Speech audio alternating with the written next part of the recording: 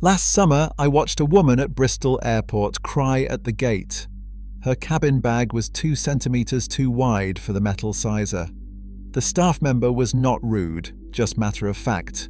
£55 to put it in the hold, or she was not boarding. She paid. Of course she paid. What else was she going to do? That moment stuck with me because it captures something important about how flying in Britain actually works now. The advertised price is not the price. The rules are not stable. And by the time you discover what you are actually paying, you are already committed.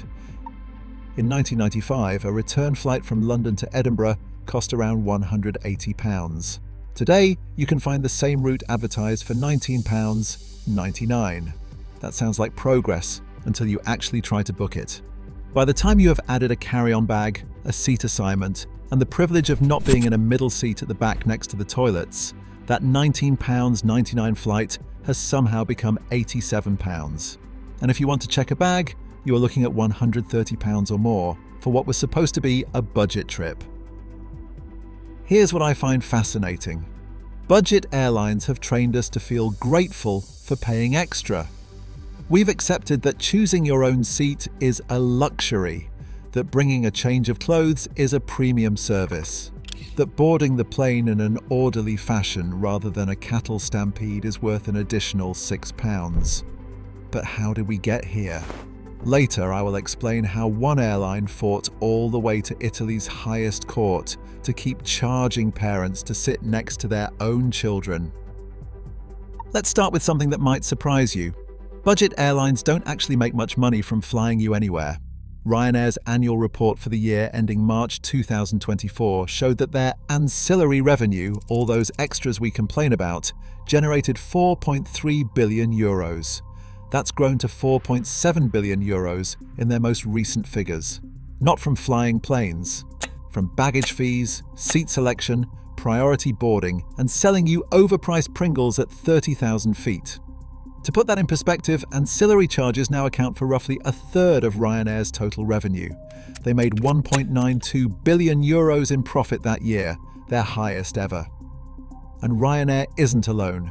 Wizz Air, which has been expanding rapidly in the UK market, generates around 45% of its revenue from ancillary charges.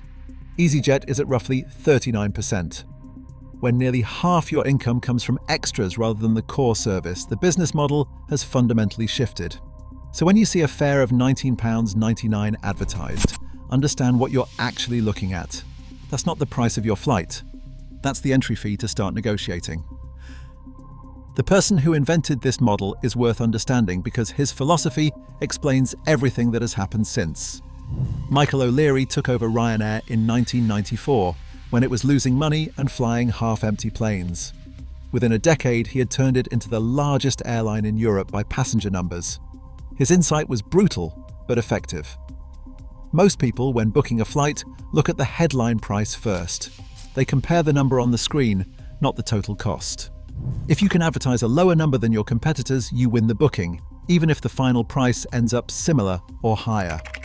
O'Leary said in a 2012 interview with Bloomberg, "The problem with the airline industry is that people want to travel, but they don't want to pay for it. So we let them not pay for the travel and then charge them for everything else." That quote tells you everything about how budget airlines view their customers. You're not buying a service. You are entering a transaction where the airline's entire business model depends on extracting additional money after you have committed. Now you might think competition would solve this. If one airline charges too much for bags, surely another will offer free bags and steal their customers. That is not what happened. Instead, legacy carriers looked at the budget airline model and asked, why are we not doing that? British Airways introduced hand baggage fees on their basic economy fares in 2018. Their cheapest tickets now only include a small bag that fits under the seat. Want the overhead locker? That is extra. Virgin Atlantic followed. Even on transatlantic flights, their cheapest fares no longer include a full-size carry-on bag. The result is what economists call a race to the bottom. When the baseline service gets stripped down across the entire industry, passengers lose the ability to vote with their wallets. You cannot choose the airline that does not charge for bags, because they all charge for bags now. Here is where it gets particularly frustrating. The way these charges are displayed is specifically designed to make comparison shopping almost impossible. When you search for flights on Skyscanner or Google Flights, you see the base fare. You do not see what that fare actually includes. So you might book a £35 flight thinking you have found a bargain, only to discover at checkout that your usual carry-on bag does not qualify as a personal item, and you need to pay another £45. Ryanair changed their bag policy multiple times between 2018 and 2024. Each change reduced what was included in the base fare.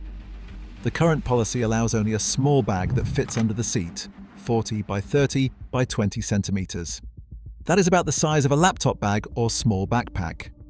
EasyJet's bag policy is different again. Wizz Air's is different from both, and the exact dimensions allowed vary not just by airline but sometimes by the specific plane you are flying on. This complexity is not accidental. A 2022 study by the Consumer Council for Northern Ireland found that 67% of passengers did not fully understand what was included in their ticket until after booking. The confusion benefits the airlines because confused customers are more likely to pay fees they did not anticipate. I want to pause here for a moment on something that sounds illegal but is not. Everything I have just described, the hidden charges, the confusing policies, the deliberate complexity, none of it violates any law. Airlines are required to show you the total price before you pay. They are not required to make that total easy to predict or compare. The regulator, the Civil Aviation Authority, can investigate complaints. They can issue guidance, but they cannot force airlines to include bags in ticket prices or simplify their fee structures. So the system is not broken. This is how it is designed to work. Now let me tell you about seat selection fees because these reveal something important about how budget airlines think about their passengers.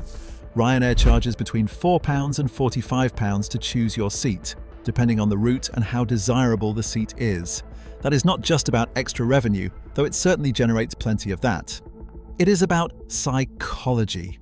If you do not pay for seat selection, Ryanair's algorithm assigns you a seat. Families booking together without paying for seats have often found themselves separated. Couples end up in different rows. Parents can find themselves 6 rows away from their children. Italy's Civil Aviation Authority, ENAC, ruled in 2021 that charging families to sit together with children under the age of 12 was effectively a safety issue, not just a convenience matter. They banned the practice for flights within Italy. Ryanair challenged the ban in court. They lost in 2022. They appealed again. In August 2024, Italy's highest administrative court, the Council of State, upheld the ruling, stating that the need for children to sit beside accompanying adults is clearly connected with the safety obligation that falls upon airlines. Ryanair's response was to say the ruling did not require any changes to their existing policy. The airline maintains it does not charge for children under the age of 12 to sit with adults, though consumer groups argue the booking process still pushes families toward paid seat selection. This is the mindset you are dealing with. Every moment of discomfort becomes a revenue opportunity, and when regulators push back, the response is to fight it through every available court. The pandemic changed things, but not in the way passengers hoped. During COVID, airlines were desperate for customers. For a brief period in 2020 and early 2021, some carriers relaxed their fees to encourage bookings.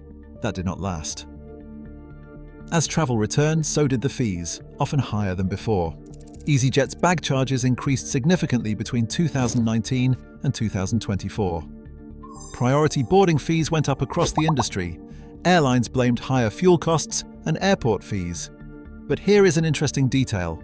Ryanair reported their highest ever profit in 2024, €1.92 billion. EasyJet returned to strong profitability the same year. The pandemic did not make budget airlines more sympathetic. It made them more confident that passengers would accept whatever they were charged because people were so desperate to travel again. There is one change that tells you everything about where this is heading. As of November 2025, Ryanair eliminated paper boarding passes entirely. You can no longer print one at home. You cannot get one at the airport. The only way to board a Ryanair flight is with a digital boarding pass on the Ryanair app. If you do not check in online at least 2 hours before departure, you face a £55 airport check-in fee. Per person. Per flight. Ryanair says 80% of their passengers were already using digital boarding passes, and they are framing this as an environmental move that saves 300 tons of paper annually. But critics point out that around 17% of people aged 65 and over do not own a smartphone. For them, flying Ryanair just became significantly harder. The previous system, where you could pay £20 for a printed boarding pass if you had forgotten or could not access a printer, was bad enough. This goes further. It is a system designed entirely around the airline's convenience, with passengers expected to adapt or face penalties. Now, what can you actually do about this? Because the answer is not nothing, even if it sometimes feels that way. The most important thing is understanding exactly what each airline's base fare includes before you book. Ryanair's is genuinely just a small personal bag.